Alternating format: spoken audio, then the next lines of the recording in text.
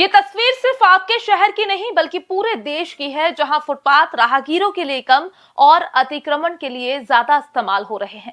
दुकानों का सामान, ठेले, अवैध पार्किंग और कई जगह तो पूरा फुटपाथ ही बाजार में बदल चुका है। नतीजा, बच्चे हो, बुजुर्ग हो या महिलाएं, हर किसी को अपनी जान जोखिम में डालकर सड़क पर चलना पड़ता है।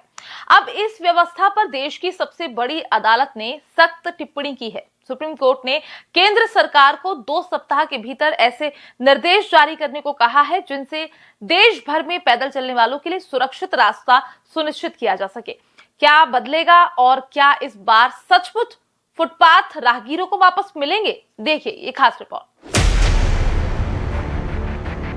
फुटपाथ पर पहला हक राहगीरों का, सुप्रीम कोर्ट का बड़ा निर्देश। 2 सप्ताह में जारी होंगे दिशा निर्देश। अतिक्रमण पर चलेगा बुलडोजर। क्या बदल जाएगी शहरों की तस्वीर? सड़क नहीं, फुटपाथ पर चलेगा हिंदुस्तान।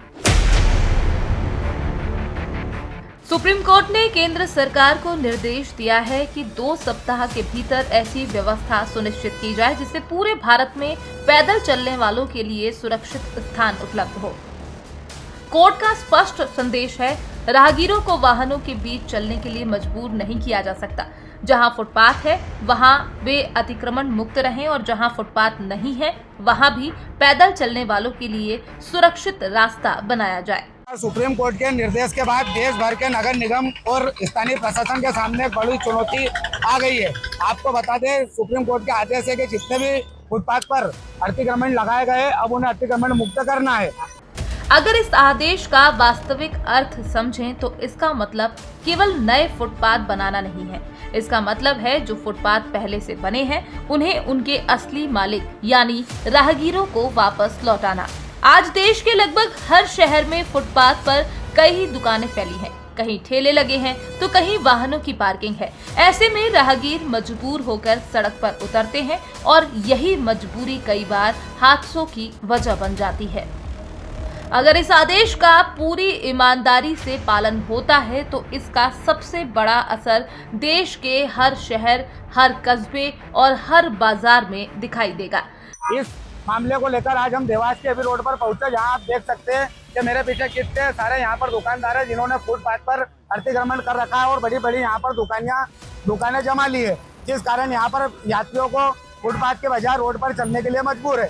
इस पूरे मामले को लेकर नगर निगम द्वारा कई बार यहाँ पर अतिक्रमण हटाने की कार्रवाई की गई, लेकिन कुछ दिनों बाद ही अतिक्रमणकारी फिर यहाँ पर जम जाते हैं। अब देखना होगा स्थानीय प्रशासन और नगर निगम इस ओर क्या कार्रवाई करता है और सुप्रीम कोर्ट के आदेशों का किस तरह से पालन कराता है। रेड इंडिया 24 के लिए देवास से ओम प्रकाश सेन की रिपोर्ट।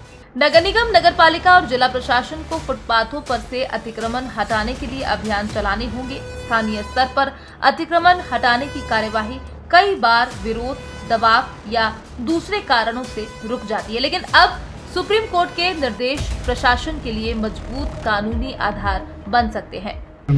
जी, जैसा कि आप देखते ही हैं कि नगर निगम की रिमूवल टीम है वो लगातार जो रोड पे ट्रैफिक को भी बाधित करती है और कहीं ना कहीं फुटपाथ को भी बाधित करती है, वो टीम लगातार ठेले और अस्थायी टाइप के अतिक्रमणों को हटाने के लिए ट्रैफिक के साथ मिलकर लगातार कार्रवाई करती रहती है। सुप्रीम कोर्ट के इस निर्देश के बाद इस कार्रवाई को और सख्ती से करेंगे और जितने भी मेजर रोड्स हैं उन सभी के फुटपाथ की प्लानिंग करके और रिमूवल और ट्रैफिक के साथ दोनों हमारी टीमें कोऑर्डिनेट करके उसमें अच्छा कार्य करेंगे। फुटपाथ सिर्फ सीमेंट और टाइल्सों का रास्ता नहीं होता, ये एक बच्चे की सुरक्षा है, एक बुजुर्ग का सहारा है, एक दिव्यांग की जरूरत है और हर उस नागरिक का अधिकार है जो पैदल चलता है।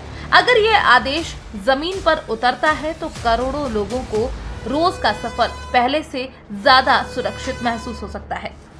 सुप्रीम कोर्ट के इस आदेश का असर सिर्फ राहगीरों तक सीमित नहीं रहेगा, सबसे बड़ा इसका प्रभाव प्रशासनिक कार्यवाही पर भी दिखाई दे सकता है। अक्सर स्थानीय स्तर पर फुटपाथों से अतिक्रमण हटाने की कार्यवाही विरोध, स्थानीय दबाव या जनप्रतिनिधियों की सिफारिशों के कारण धीमी पड़ जाती है, लेकिन अब सुप्रीम कोर्ट के स्पष्ट निर्देशों के बाद नगर निगम और स्थानीय प्रशासन के पास कार्यवाही के लिए मजबूत कानूनी आधार होगा। यानी जहां पहले कार्यवाही करना मुश्किल माना जाता था, वहां अब अधिकारी ये कह सकेंगे कि ये किसी व्यक्ति या संस्था का फैसला नहीं है, बल्कि देश की सर्वोच्च अदालत के निर्देशों का पालन है। ऐसे में उम्मीद की जा रही है कि फुटपाथ पर वर्षों से चले आ रहे अतिक्रमण हटाने की प्रक्रिया पहले के मुकाबले अधिक प्रभावी हो सकती है। सर, देखने में आता आए दिन निगम यहाँ से अतिक्रमण हटाती, लेकिन ये फुटपाथ पर फिर भी अतिक्रमणकारी अतिक्रमण कर लेते हैं। ऐसा ही अतिक्रमण हटाना थोड़ा डिफिकल्ट काम तो रहता है, फिर भी हमारी रिमूवल टीम जो है लगातार कार्रवाई करती रहती है, अनाउंसमेंट भी करती है। कई बार सख्ती के तौर पे जुर्माना लगाना और जब्त करने जैसी कार्रवाई भी करते हैं। थोड़ी और सख्ती करेंगे तो डेफिनेटली स्थिति में सुधार होगा। सुप्रीम कोर्ट ने रास्ता दिखा दिया है, अब नजरें केंद्र सरकार, राज्य सरकारों और स्थानीय प्रशासन पर हैं। क्या फुटपाथ वाकई राहगीरों को वापस मिलेंगे या ये आदेश भी सिर्फ सरकारी फाइलों तक सीमित रह जाएंगे? इस सवाल का जवाब आने वाले दिनों में देश की हर सड़क और हर फुटपाथ देगा।